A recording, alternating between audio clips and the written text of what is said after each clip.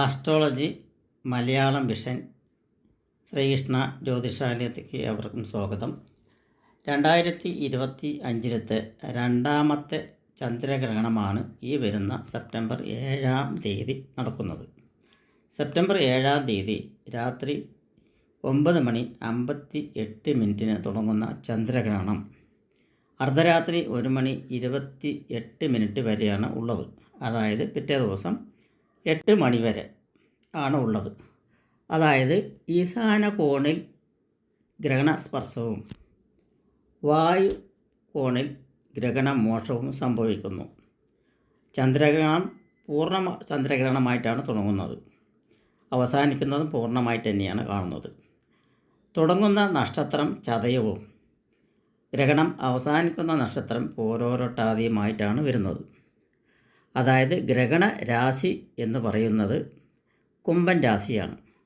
അപ്പോൾ ചതയം ഏതേത് നക്ഷത്രക്കാർക്ക് ഗ്രഹണം ദോഷം സംഭവിക്കുന്നുണ്ട് എന്ന് നോക്കിക്കഴിഞ്ഞാൽ ചതയം, പോരോരട്ടാതി, ഉത്രട്ടാതി, പുണർദം, വിശാഖം എന്ന നക്ഷത്രക്കാർക്കാണ് ഗ്രഹണത്താൽ ദോഷം സംഭവിക്കുന്നത്. അതായത് ഏതെല്ലാം രാശികൾക്ക് ഗ്രഹണദോഷം ഉണ്ടെന്ന് നമുക്ക് നോക്കാം. മിഥുനം, കർക്കിടകം, തുലാം, വൃശ്ചികം, കുംഭം, മീനം ഈ രാശിക്കാർക്കാണ് ഗ്രഹണം അടിക്കുന്നത്. അപ്പോൾ ഗ്രഹണ ശാന്തി വരുത്തേണ്ടത് നല്ലതാണ്. കാരണം ദോഷഫലങ്ങൾ, ചന്ദ്രഗ്രഹണം എന്തായാലും ദോഷമാണ്.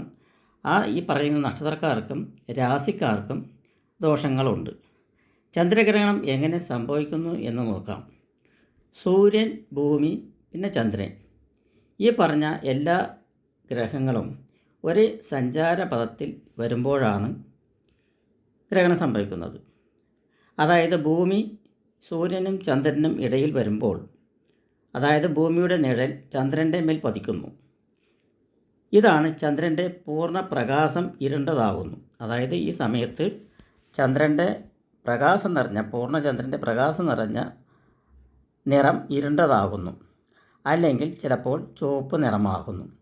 ഇത് പൂർണ്ണ ചന്ദ്രൻ ദിവസമാകുകയും ഉള്ളൂ. ഇതൊരു ആകാശ വിസ്മയം തന്നെയാണ് എന്ന് പറയാം. അതായത് ഇതൊരു പൂർണ്ണ ചന്ദ്രനായിട്ടുള്ള പൗർണമി ദിവസമേ സംഭവിക്കുകയുള്ളൂ എന്നുള്ളതാണ് പറയുന്നത്. ഇതൊരു ആകാശ വിസ്മയം തന്നെയാണ്. പരിപൂർണമായിട്ടുള്ള ചന്ദ്രഗ്രഹണം വരുമ്പോൾ തന്നെ ഒരു ആകാശ വിസ്മയം തന്നെയാണ്.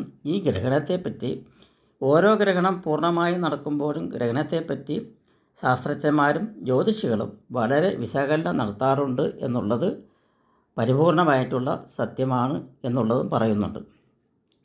ഗ്രഹണദോഷം ഇപ്പോൾ സംഭവിക്കുന്ന നക്ഷത്രങ്ങളും ഇന്ത്യൻ പഞ്ചാംഗ പ്രകാരം ഇന്ത്യ മുഴുവനും ചന്ദ്രഗ്രഹണം പൂർണ്ണമായിട്ടും ഉണ്ട് എന്ന് തന്നെ പറയാം. ഗ്രഹണം തുടങ്ങുന്നതിൻ്റെ ഏകദേശം 7 മണിക്കൂർ മുൻപാണ് ദോഷവശങ്ങൾ തുടങ്ങുന്നത്. ആയതിനാൽ അമ്പലങ്ങളിൽ ആ സമയത്ത് അതായത് ഗ്രഹണം തുടങ്ങുന്നതിൻ്റെ 7 മണിക്കൂർ മുൻപ് തന്നെ അമ്പലങ്ങളിൽ നടകളെല്ലാം അടയ്ക്കുന്നതായിരിക്കും. ഗ്രഹണശേഷമേ അമ്പലം തുറക്കുകയുള്ളൂ. അതും പരിഹാര പൂജാതി കർമ്മങ്ങളും ശുദ്ധികലശവും നടത്തിയതിന് ശേഷമേ തുറക്കുകയുള്ളൂ. അതിനുശേഷമേ ഭക്തജനങ്ങൾക്ക് പ്രവേശനവും ഉണ്ടാവുകയുള്ളൂ. ഗ്രഹണ ദോഷ പരിഹാരം എന്താണെന്ന് വെച്ച് പറഞ്ഞാൽ അത് ചെയ്യണം എന്നുള്ളതാണ് പറയുന്നത്. ചിങ്ങമാസം പൗർണമി ദിവസം തുടങ്ങുന്ന ഈ ചന്ദ്രഗ്രഹണം കുംഭൻ രാശി ചതയത്തിലാണ് വരുന്നത്. അപ്പോൾ ഏത് നക്ഷത്രക്കാർക്കാണ് ദോഷം എന്ന് പറയുകയാണെങ്കിൽ ചതയം, പോരോരട്ടാതി, ഉത്രട്ടാതി, രേവതി, പുണർദം, വിശാഖം തുടങ്ങിയ ജനിച്ചവർക്ക് പരിഹാരം ചെയ്യുന്നത് വളരെ ഉചിതകരമാണ് എന്ന് വിശേഷിപ്പിക്കുന്നുണ്ട്. പ്രത്യേകിച്ച് ഈ നക്ഷത്രത്തിൽ ജനിച്ചവർ തീർച്ചയായിട്ടും ദോഷപരിഹാരം ചൊല്ലേണ്ടതാണ്. ആ ദോഷപരിഹാരത്തിനുള്ള മന്ത്രമാണ് ഞാനിവിടെ പറയുന്നത്. ശ്രദ്ധിച്ച് കേൾക്കണം ഈ മന്ത്രം. ഇന്ദ്രോ അനലോ യമോ ഋഷോ വരുണോ വായു രേവജം കുബേര ഈശോക് തന്ത ഇന്ദു ഉപരഹ ഉദ്രം വാത്ക മമ എന്നുള്ളതാണ് മന്ത്രം. ഒന്നുകൂടി ചൊല്ലാം. ഇന്ദ്രോ അനലോ യമോ ഋഷോ വരുണോ വായു രേവജം കുബേര ഈശോക് തന്ത ഇന്ദു ഉപരഹ ഉദ്രം വാത്ക മമ എന്ന മന്ത്രം 21 51 അതിനപ്പുറം 108 208 എത്ര വേണമെങ്കിലും ജപിക്കാവുന്നതാണ്.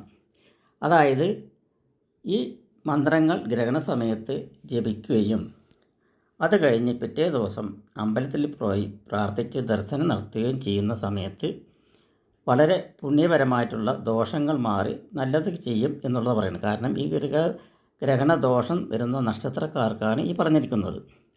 അതുപോലെ തന്നെ ഈ ഗ്രഹണ സമയത്തും ഗ്രഹണ ദിവസവും മന്ത്രങ്ങൾ ഏത് മന്ത്രങ്ങളായിക്കോട്ടെ എല്ലാ മന്ത്രങ്ങളും ഉരുവിടുന്നതും പാരായണം ചെയ്യുന്നതും വളരെ ഉചിതകരമാണ്. അതായത് ഈ സമയത്ത് ഏതൊരു മന്ത്രവും ഒരു പ്രാവശ്യം ഉരുവിട്ടാൽ 1000 പ്രാവശ്യം ഉരുവിടുന്നതിന് തുല്യമായി എന്നുള്ളതാണ് ഇവിടെ പണ്ടുള്ള ജ്യോതിഷകാരന്മാരും മാന്ത്രികപരന്മാരും പൂജാതി കർമ്മങ്ങൾ ചെയ്യുന്നവരും പറഞ്ഞു വച്ചിരിക്കുന്നത്. അതുപോലെ തന്നെയാണ്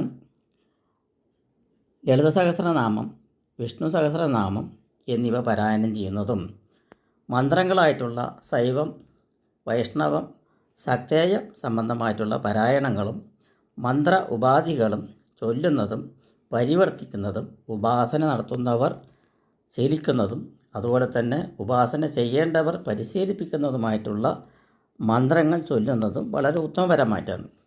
ഈ ഗ്രഹണ സമയത്ത് നമ്മൾക്ക് ഇതെല്ലാം ചെയ്യുന്നത് വളരെ ഉത്തമപരമായിട്ടാണ്. ചെയ്യാൻ പാടില്ലാത്തത് മത്സ്യമാംസം ആഹാരം കഴിക്കാതിരിക്കുക, അതുപോലെ തന്നെ ഭക്ഷണ സാധനങ്ങളും കുടിക്കുന്ന വെള്ളങ്ങളും ദർഭപ്പുല്ലിട്ട് മൂടി വയ്ക്കുക എന്നുള്ളതാണ് പറയുന്നത്. ആ സമയത്ത് ഗ്രഹണസമയത്ത് ആ പ്രകാശം അതിന്മേൽ തട്ടിക്കഴിഞ്ഞാൽ വിഷാംശം വരും എന്നുള്ളതാണ് പണ്ടുള്ള കർമ്മികൾ പറഞ്ഞിട്ടുള്ളത്. അത് പ്രകാരമാണ് ഈ ജ്യോതിഷപ്രകാരം ഈ ഗ്രഹണ സമയത്തിലുള്ള ഓരോരോ കാര്യങ്ങളും പറഞ്ഞിരിക്കുന്നത്. ഈ പറഞ്ഞിട്ടുള്ളതെല്ലാം പുരാതനപരമായിട്ടുള്ള പഞ്ചാംഗത്തിൽ നിന്നും എടുത്തവയാണ്. നമസ്കാരം.